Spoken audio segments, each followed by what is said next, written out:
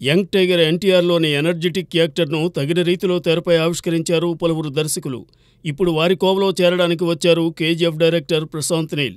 KGF సిరీస్తో యావత్ భారతాన్ని ఆకట్టుకున్న ప్రశాంత్ నీల్ తొలి తెలుగు చిత్రం సలార్ అంతగా సందడి చేయకున్న ఓపెనింగ్స్ భలేగా చూసింది.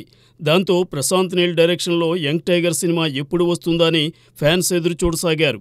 వారికి ఆనందం పంచుతూ శుక్రవారం నాగపంచమి శుభముహూర్తాన ఎన్టీఆర్ ప్రశాంత్ నీల్ సినిమా పూజా కార్యక్రమాలతో మొదలైంది.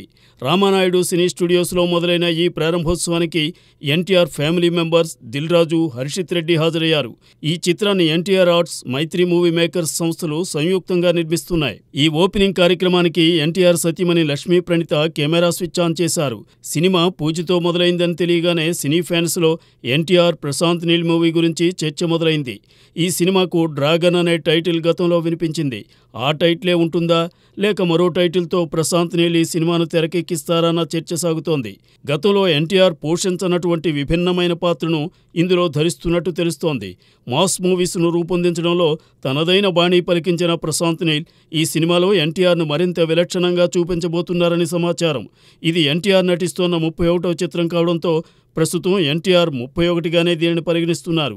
మరి ఈ చిత్రం ఎప్పుడు ఎలా జనాన్ని పలుకరిస్తుందో చూద్దాం.